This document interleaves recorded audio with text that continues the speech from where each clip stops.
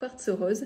Alors sur le coup, je me suis dit, est-ce que je fais une vidéo sur le quartz rose? Parce qu'aujourd'hui, on en entend parler partout. Et je me suis dit que ce serait bien que je vous parle en fait de comment moi je vis le quartz rose. Et si ça peut vous inspirer, c'est super top. Donc le quartz rose, pour moi en fait, ça a été une des premières pierres en fait que j'ai découvertes quand j'étais gamine. En fait, un jour, ma mère nous avait emmenés en fait dans une exposition, dans une exposition de minéraux, et en fait, j'avais acheté en fait un quartz rose parce que je trouvais ça mais vraiment très très beau. Donc depuis toujours, je suis amoureuse du quartz rose. Donc je me suis dit que c'était quand même important que je fasse cette vidéo sur ce sujet. Donc le quartz rose, en fait, il faut savoir que c'est une pierre qui a toujours été utilisée déjà en Mésopotamie, donc il y a moins 7000 ans avant Jésus-Christ.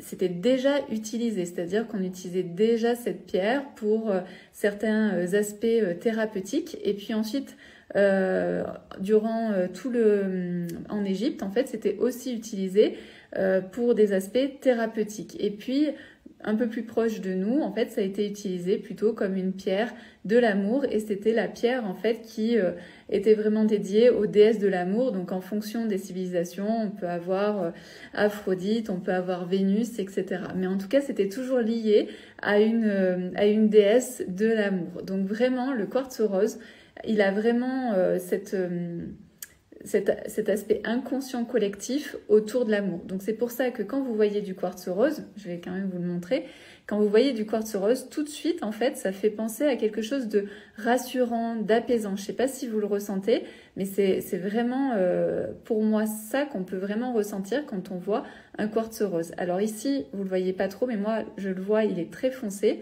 Et justement, je voulais parler de sa couleur, parce que sa couleur, elle peut être de très pâle à très foncé. Et donc, on va vraiment passer dans toutes les nuances de rose, mais c'est toujours un rose très tendre, très beau à regarder, très doux. Et c'est ça qu'il faut vraiment retenir. Après, il y a certains quartz roses qui vont aussi tendre vers un peu de l'orangé ou du violet. Mais moi, je n'en propose pas sur la boutique. Coucou, bienvenue! Donc voilà ce que j'avais envie de vous dire. Et au niveau des bienfaits, alors je vais vous dire ce que moi je ressens quand je suis en lien avec un quartz rose. Donc comme d'habitude, on est en lithothérapie, ma vérité n'est pas la vérité de tout le monde. Par contre, comme je viens de le dire, il y a un inconscient collectif qui est très très fort sur cette pierre. Et donc on peut ressentir tous plus ou moins la même chose. Donc je vais vous dire des choses et puis vous me direz en fait si vous aussi vous ressentez ça quand vous êtes en contact avec un quartz rose. Alors, le quartz rose, en fait, déjà, ça va vous permettre d'atteindre en fait une sorte de calme, de paix intérieure. Ça permet de revenir à soi. Ensuite, il va vous permettre en fait d'aplanir, par exemple, des relations conflictuelles, des relations qui ne vous conviennent pas. Ça va permettre vraiment de descendre en fait en pression. Également, on a, comme c'est la pierre de l'amour, elle a cette capacité à venir attirer l'âme sœur, ou en tout cas attirer l'amour. Donc c'est pour ça que c'est intéressant, si vous êtes célibataire et que vous avez envie de rencontrer quelqu'un, de porter du quartz rose. Vraiment au niveau de la vibration, ça va envoyer en fait, c'est je suis ouverte, j'ai envie de rencontrer l'amour. Également, comme c'est une pierre qui est très douce, très tendre, c'est aussi celle qui va pouvoir venir nous cajoler en quelque sorte. Donc quand il y a aussi des chagrins d'amour, c'est une très belle pierre à avoir à côté de soi. Et j'ai oublié de le dire, mais comme c'est une pierre qui est très douce, on peut la déposer dans notre chambre à coucher, elle ne va pas nous empêcher de dormir. Au contraire, elle fait aussi partie des pierres qui vont nous aider à avoir et à faire de beaux rêves et à mieux intégrer tout ce qu'on a vécu dans notre journée. C'est aussi pour cette raison que je conseille aux femmes qui débutent les Odionies de choisir un quartz rose, parce que le quartz rose a vraiment une vibration très très douce, donc qui convient à de nombreuses femmes. En général, voilà, on se trompe pas en fait quand on choisit un quartz rose et quand on débute en lithothérapie ou en œuf de Yoni. Également, c'est donc comme c'est une pierre du calme et de l'apaisement, elle va vous aider à réduire vos états d'angoisse, vos états de stress. Donc c'est super intéressant de pouvoir par exemple l'avoir dans votre sac à main et pouvoir la tenir dans votre main si vous vous sentez pas bien, si vous vous sentez un petit peu angoissé. Ça va être une très bonne chose de l'avoir proche de vous. Et puis également, c'est une pierre qui va nous aider à prendre soin de nous, à avoir de la bienveillance pour nous-mêmes. Et à partir du moment où on a de la bienveillance pour nous-mêmes, ça va être plus facile en fait d'avoir aussi confiance en soi, d'avoir de l'estime de soi-même, etc., etc. Donc voilà, donc c'est une pierre qui est vraiment une pierre de l'amour de soi, de la bienveillance pour soi, de je reviens à moi, je me calme, l'amour vraiment pour moi. Et ensuite, si l'amour vient à moi, tant mieux. Voilà. Et aussi, ce que j'aimerais vous dire, c'est que c'est une pierre que vous pouvez mettre par exemple dans une chambre d'enfant, de bébé. Alors bien sûr en hauteur pour pas qu'il puisse venir toucher ou mettre dans la gorge. Coucou! Mais voilà, c'est une pierre aussi que vous pouvez vraiment mettre à côté d'un enfant. Au contraire, ça va l'aider. On parle du quartz rose. Donc ça va vraiment permettre de l'aider à se calmer, à sécher ses larmes, etc., etc. Au niveau de la boutique, comme je vous ai dit, en fait, on a plusieurs choses. En fait, on a des quartz roses qui sont classiques. Donc ces classiques, ils vont du rose pâle au rose un peu plus foncé. Peut-être que si je vous mets la différence, je ne sais pas si vous voyez la différence, mais celui-ci est beaucoup plus clair que celui-ci. Donc voilà, mais en tout cas, voilà, on peut avoir en fait des différences de teintes. Et puis au niveau des prestiges, on a des quartz roses qui sont exceptionnels, qui ont une couleur mais vraiment hyper douce, mais vraiment très très douce. Et en même temps, à l'intérieur, on a souvent des arcs-en-ciel, donc c'est vraiment très très beau. Et ensuite, j'ai décliné donc le quartz rose en petits ronds de rechargement et puis aussi en socle de rechargement.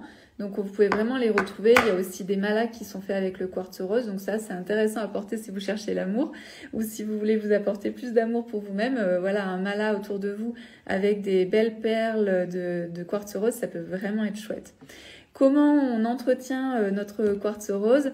Alors, comme d'habitude, quand vous recevez votre œuf de ionis ou votre mala ou votre socle, c'est important de pouvoir le nettoyer énergétiquement. Comme je le rappelle, en fait, votre œuf ou votre objet, en tout cas un quartz rose, est passé entre les mains de plein de personnes. Il a voyagé, il s'est chargé de plein d'énergie qui ne vous ressemble pas, qui n'est pas votre énergie. Donc, c'est vraiment important de le nettoyer énergétiquement. Donc, par exemple, en le passant sous une fumée d'encens ou de palo santo, ça c'est vraiment bien, ou de sauge, ça c'est le top du top. Et puis ensuite, ce que vous pouvez faire pour le recharger, c'est moi je préfère, si vraiment voilà, je préfère le mettre à la lune.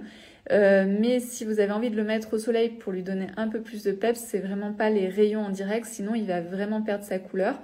Alors les œufs prestige, ils ont cette capacité à pas trop perdre leur couleur. Par contre, les classiques vont perdre leur couleur si vous leur donnez en fait les rayons du soleil en direct. Donc c'est pour ça que je vous invite à quand même protéger votre quartz rose de la lumière et surtout du soleil. C'est naturellement une pierre qui peut perdre de sa couleur.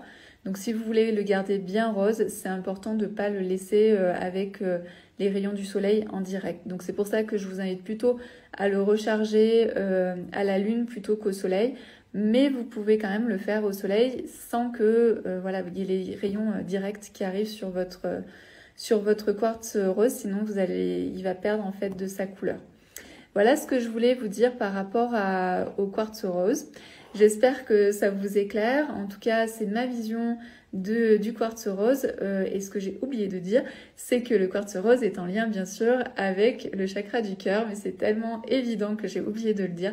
Voilà, donc c'est chakra du cœur. Donc si vous sentez que vous êtes un peu fermé au niveau du cœur, que ce soit autour d'une relation ou parce que vous venez de vivre quelque chose de très dur, comme par exemple une séparation contre une tromperie ou quelque chose comme ça, une trahison, donc vous avez le cœur qui est fermé, la circulation de cette énergie ne se fait plus. Vous pouvez utiliser le quartz rose, vous le mettez au niveau de votre cœur, ça va vraiment vous faire du bien. Et pourquoi c'est important de prendre soin de son chakra du cœur, c'est que c'est celui qui est le rond-point entre les chakras du haut et les chakras du bas. Donc il faut imaginer que c'est comme si c'était un rond-point et cette énergie doit circuler correctement pour que vous puissiez faire le lien entre les énergies qui sont plus de terre et les énergies qui sont plus du ciel. Donc c'est pour ça que c'est important de prendre soin de son chakra du cœur et donc de pouvoir ouvrir votre cœur sans non plus que ce soit débordant. Mais ça sera plutôt avec un autre œuf, avec une autre pierre qu'on pourra faire ça. parce que derrière, les gens qui ont aussi le chakra du cœur trop ouvert vont avoir du mal à mettre leurs limites, vont être de manière des personnes très gentilles et qui vont pas savoir mettre leurs limites. Donc là, c'est quand le chakra du cœur est trop ouvert et il n'y a plus de limite. En fait, c'est poreux, la limite est poreuse entre les personnes extérieures et eux. Voilà ce que j'avais envie de vous dire par rapport au chakra au quartz rose. Je vais y arriver. Si vous avez des questions, n'hésitez pas à les poser en commentaire. Likez bien sûr cette vidéo si elle vous a plu et à la partager. Je vous dis à très bientôt dans une prochaine vidéo.